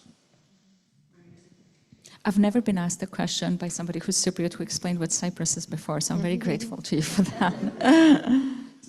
Thank you for such a rich and really ambitious project that's giving us a lot to think about. So a couple of things. In order to, everything you say about the anti-reparative is totally compelling and I completely agree with. But in order to make that argument, you need a certain version of what repair is. And there's a lot I'm not recognizing here. First of all, Sedgwick, who gave us specifically the openness of surprise, the risk, and the non-binary, because she insisted that the paranoid and the reparative kinds of readings are not binary and that both coexist at the same time. What I see in your project is a lot of binaries here, and also almost a kind of coercion to the risk-taking and the sadism and the giving oneself over, you know, everything you outlined. Even though you speak about the remainder, I mean, specifically in the Kleinian repair, I see a lot of remainders, because even if you're compelled to accept the reparative gesture, you will never be satisfied with that reparative gesture. And the way people have interpreted Klein, for example, Mark Sanders in relation to South African Truth and Reconciliation Commission, he basically says, you know, the repair has to be performed and it will never happen. And so repair is really a process, but you're representing it a little bit as a product through the way it's been interpreted in institutions, the dialogues, the, you know, constructive ways in which we're supposed to operate in our institutions. But I don't think that's the core or the source of what I understand as repair from the psychoanalytic and Kleinian position. Yeah. And then I have one more quick point, if you don't mind, which is about Holocaust and the desexualization of the Holocaust, which I completely agree with. But the Holocaust as something that's knowable and known and an object of knowledge is not actually what's a problem right now. What's the problem right now is the unknowability of the Holocaust, the trauma-driven memory. I've written a little bit about this. Actually the deconstructive, unknowable, unspeakable of the Holocaust that mystifies it and then puts it outside of history. So in fact, that is a little bit what you're describing as the anti-reparative, keeping the wounds open, acknowledging our eternal injuries, but that's been what's actually been serving as an alibi for genocide in Gaza. Okay, I think, you know, when you draw this distinction between kind of like oh, thank you, okay, sorry, I should have, okay. When you draw this distinction between kind of like the ways in which the reparative has been taken to apply in some domains, and then how it gets collapsed in others, which is its own binary. I think it's very hard to get out of that binary, because whatever the aspiration of repair is, part of what I'm trying to speak to is that it has built into its infrastructure, the concept of repair has built into its infrastructure the capacity for its collapse, its material collapse, into the ways you could say this is being misinterpreted in some places. But if it's being misinterpreted in so many places, maybe it's not just a misuse, but maybe there's something about the concept, at least that's what I think, that really lends itself to that kind of use. So if all these institutions are offering listening sessions, and I don't for a moment question that this is instrumental, that it has a certain kind of like hypocrisy to it. But this is also how it works in the clinic. So in the clinic, if you train as an analyst, you will find no analyst in their right mind telling you that they can repair trauma. Nobody. But every single analyst I've spoken to, heard speak in a conference, read, will say things like, you know, I was working with this patient and we had worked through that, but then, oh my God, it came back again. I thought we had resolved it. On the level of theory, nobody would stand behind that. But you hear that every other day. And I think it, like I'm not saying that I think it sometimes when I say I have to catch myself. So I want to speak to the difference between this ideality of how we can open these ideas and what they might hopefully do and how they play out on the ground, on the material reality of how repair actually gets used, how dialogue actually gets used. So I'm quite concerned about that. I also think that you're absolutely right that repair, and you also make this point for a second, the repair is not going anywhere. I'm not imagining that in the anti-reparative turn we will give up on the project of repair. But I am imagining that we might rethink it and ask more of it. And that has to happen not through having different conversations, but through forcing different conversations. Because there's this kind of like, I'm going to say this with intensity because I feel intensely about it. There's almost a supplicant position that we have about some conversations. Like we approach with kind of like an ask, as if we can, like some things we have to force. And this goes to what you were saying about Fanon, with whom I'm beginning to think about in terms of the works that he has about the writing that he does with muscular rumination and what it means to think with violence. And violence is not always about, violence is, what does it mean to have a commitment to the non-violent, to which I think repair is kind of like, it's a twin. This is not to advocate for violence, but to ask us to think about what our commitment to non-violence constrains our imagination from being able to imagine, from being, where are we not going? And doesn't every concept have its own failure built in through its infrastructure? I mean, is there a concept that doesn't? Sure, and I just want to talk about how that happens with repair. Yes, I'm sure, sure, yeah. For sure. And I am certain, like when I was writing Sexuality Beyond Consent and when I talk about overwhelm, I give it another year before it becomes a project, before it collapses, like limit consent too. Like that's why I think we need constant critique and constant neologisms to be constantly keeping us on the move. Okay, let's see. Let's do Srija and then Xavier. Can you hear me? Yeah. Hi, thank you so much. I'm thinking of Cedric because Jack brought it up, but I think it's Lee Edelman who writes somewhere that even in this distinction that Cedric makes between the paranoid and the reparative, there is paranoia to keep that as distinct. Right, so there is in some sense a crossing over of the reparative into the paranoid and paranoid into what is reparative, right? And in that sense, I'm thinking of, because we've been talking about how much of a role destruction plays in the unconscious, how much of a role some kind of shattering plays in the unconscious. But I'm thinking of how much of a role then repair plays into the unconscious, even in the Freudian sense of, let's say, the Oedipus complex of some sort of a union with the mother, or in a Lacanian sense of looking at your image in the mirror and looking at it as some kind of a union of small segments. And even in the post-colonial sense of the desire for a union with the self that probably never was, right? So how much of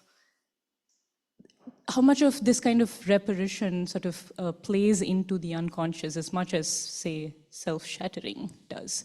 And how do we sort of read that? The kind of psychoanalysis that is interested in the Oedipus complex, that's interested in kind of like the baby that sees itself in the mirror, is not the psychoanalysis that I'm working with. It's precisely the kind of psychoanalysis that I'm eschewing because it creates these totalities and it has this move towards synthesis, whereas the sort of Laplanchian unconscious that I'm working with works towards dispersal and works with not with the centrifugal, but with the centripetal forces. So from that aspect, that kind of working is the working of the ego for me. It's not the working of the unconscious. And it builds fantasies and calculs and mythologies. And the ego has kind of like a colonial relationship, we might say, with the unconscious. So for that reason, like that's not a psychoanalysis that speaks to me. It's precisely the sort of psychoanalysis you were asking about earlier. Yeah. Hi, thank you so much for this talk. It was incredibly generative, and there's a lot that I want to say, and I'm not sure how to kind of succinctly put it into something I can put to you. For context, I taught a class this very semester at Columbia called Queer and Trans Histories of the Holocaust. I'm a scholar that has worked with Sedgwick and with specifically these kind of memories of the Holocaust and both the history on the ground. And I really appreciate that you've brought this work to us, and I think it is really generative, and I don't think that the call to sadism has to, as we've been talking about, like do away with other things. I often think of like a move or a move against as basically being like, we've become suffocated in one model and we need to bring something into it and inject it in a certain way. So I really see this. A lot of the time, and I think this has been brought up, and Jack has kind of teed this up really well, we've talked about the queer theory kind of uptake in Sedgwick, and I wonder whether, like, honestly to you, like whether this is where you're going, because I feel from this talk that you're talking very much to the present and to what is going on and the context at play. And so I actually don't know whether a Sedgwickian kind of move here is relevant, because her move was against a paranoia that like queer theory picked up because of AIDS, like, and she returns to this in her later works as well. She actually like acknowledges the utility or the very natural invocation of a paranoid mode of thinking in the face of traumas that are present, and kind of operating in a splitting way where you basically think like, this has happened before and it will happen again, and you get kind of caught in the terrain of always known traumas. I don't know if I have like a question. I guess for me, my work has looked a lot at how the paranoid becomes the very things that seems to be the things you're working against. I'm sorry, can you say that again? The paranoid seems to like the paranoid that I've taken from Sedgwick, and I'm using as a historian and not as an analyst, seems to become this very psychic relationship to the past that, like, I think we can also see in like multiple reels of memory politics related to the Holocaust that are not even particular to Israel as a state, to, you know, Jewish memory, that also have a lot of reverberances in queer and trans memory, where we use it as a touchstone of many touchstones that describe an always already present homophobia, transphobia, violence, actually. It's this kind of like psychic place of thinking that the violence is eternal, which is also that, you know, your gesture towards the Afro-pessimism there. And for me, the paranoid is a model that, like, via splitting, creates only good and bad objects, but the bad object is ever present, and so to guard against it, we must always be prepared that it is there. And the reparative from Sedgwick is this, like, and I guess I always took the reparative to be more the Kleinian model of like the depressive mode, which is just open to ambivalence and a kind of psychic complexity over anything else. And I'm not a Kleinian. I'm not wed to any particular model. But for me, the way that I have engaged with like the psychoanalytic in both history as it happens on the ground, and how history is constantly used and abused by pretty much everyone across the political spectrum, really. Yeah. It's often operated more in the paranoid mode than anything else. And this kind of like Sade sadism that you're bringing up, this risk-taking, is actually a risk against the paranoid, because the paranoid is working in known knowns and known traumas and repeats itself. So I guess I'm sort of just like saying this and wondering if that generates anything in your thinking. I have two thoughts about what you're saying. The first is that from a psychoanalytic perspective, and I'll say this also as a clinician, with the paranoia also, the paranoia thinks it's protecting you, but it's also ensuring that you don't experience the trauma that has already happened. So the paranoia projects into the future the dread of something that has already occurred. Like Winnicott says, dread is memory in the future tense. But it is a memory of something that has happened. It has been inscribed, but it has not been suffered. It has not been experienced. It has not been registered psychically, and it has not done its work on you. It has not marked you. So paranoia is also, it's not just an attempt to protect, it's also a deferral and a move of staying away from experience that has already visited you. So from that perspective, I would say that like that kind of paranoia is also traumatophobic. It's traumatophobic in the sense that it tries to move away from the trauma. And what the kind of sadism and the risk that I'm talking about do actually takes the risk of becoming traumatized. That's what I mean when I say it could cost you. Like it could actually change you in ways that maybe you may become unrecognizable to yourself. And that, to go towards that, is not some romanticization of risk. the reason why I'm speaking about it as something that you have to accept, or as something that is actually more operated by those who don't have a lot, or who have a lot to risk, is because at the end of the day, you either, I'm just thinking of the text, This Way to the Ovens, Ladies and Gentlemen. And there's a moment where the author, who is somebody who has been in the camps and has been kind of like given the position of taking people to the ovens, taking them off the trains, survives the Holocaust, and then kills himself 10 years later by gassing himself. There's a moment where he describes watching people walking to the ovens, and he says, I've always wondered, they know they're going to get killed. Why are they walking?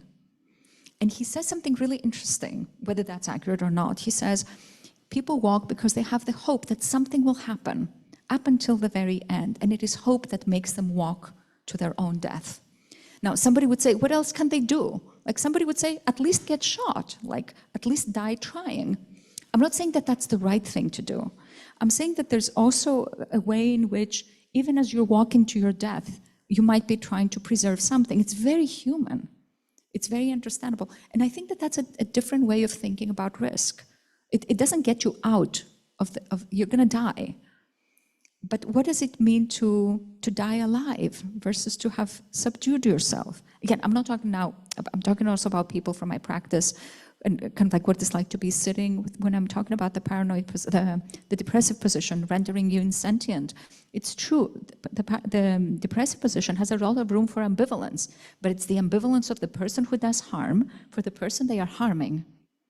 It's the ambivalence of the infant for the mother. It's never the ambivalence of the mother for the infant who is harming her. The mother has to stay in her position as the caretaker. This is what love is.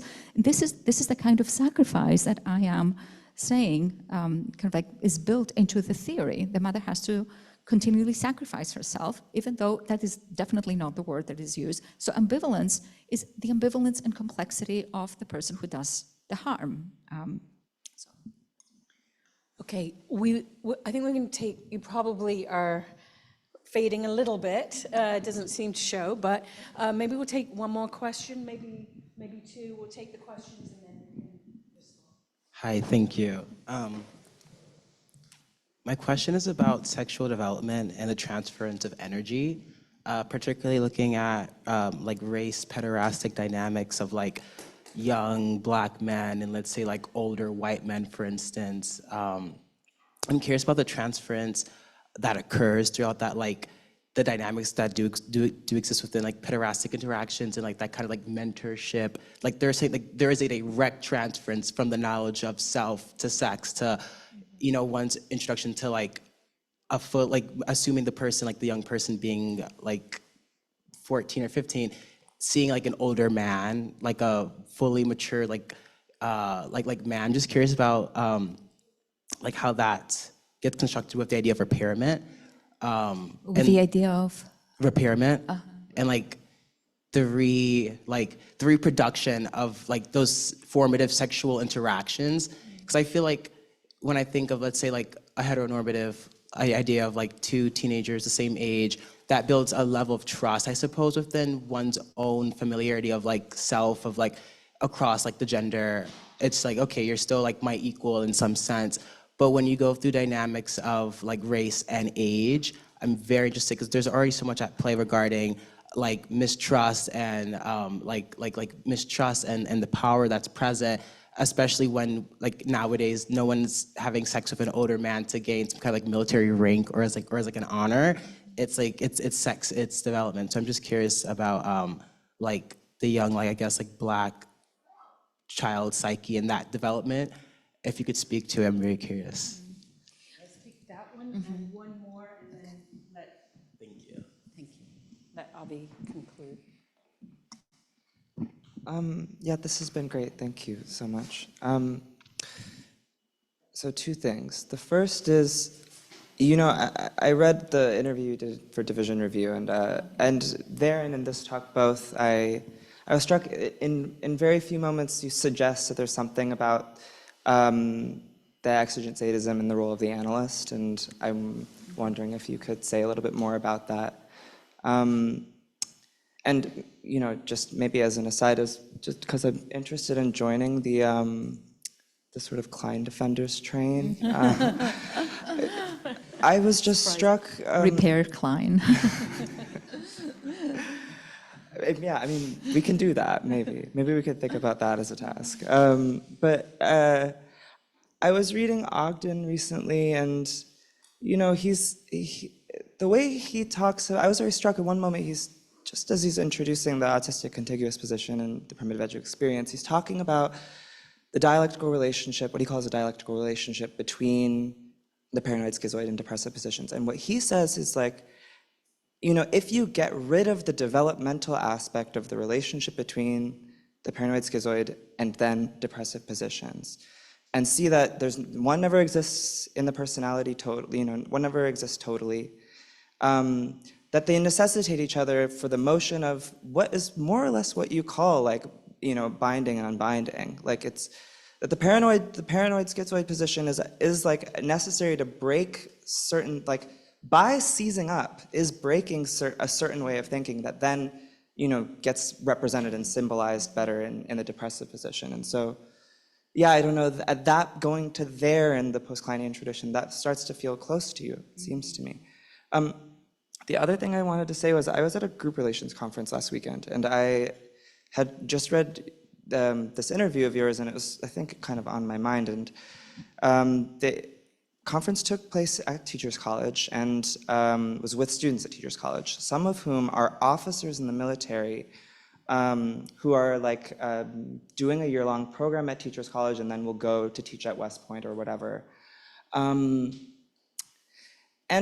I was very rude about this and was really like, because the gesture and context does so much invite that is like a sort of kumbaya and reparative moment, ultimately. Once we've had all the conflict, then we'll come together and I'll say I see you and you see me, and, I mean, was more possible than that, but the pressure for that exists. Anyway, without trying to tell too much of the story, I got, I ended up laughing at one of the officers for like her being like, well, you're entitled to your opinion. I'm like, I'm not talking about that. Like, there is a real challenge here for me to be in this room with you. And yet, in order for the group to sort of like get somewhere at the end, I had to decide when to stop talking and allow certain things to take place. And it strikes me that in the context of a group, maybe there's a thing about a decision to limit the more and more. Like I found myself being like, okay, like, but I also want to be generous and let something happen here. Yeah. All right, 2 quick thoughts. Ogden's reading of Klein is not Klein. It's his own kind of like addition to Klein.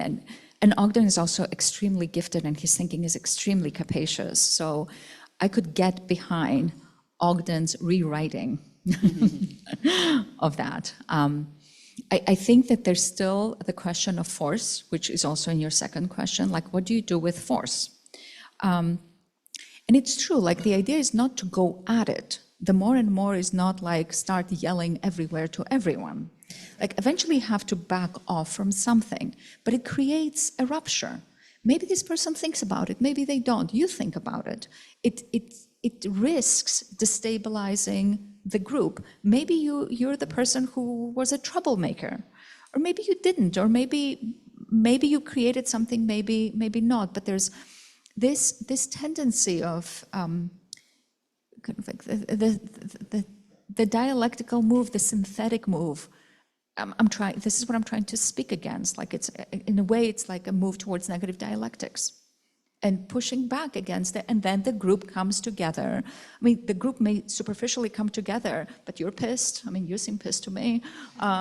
This person is probably like, what did this person say to me? Like that wound matters. The point is not to close it and to repair it into, and then we learned X about ourselves. It's to actually keep at the wound and keeping it open. So for me, that's what feels meaningful. All right, we've arrived at the open wound. Why don't we leave ourselves open. Thank you so much. Thank you so much. Thank you.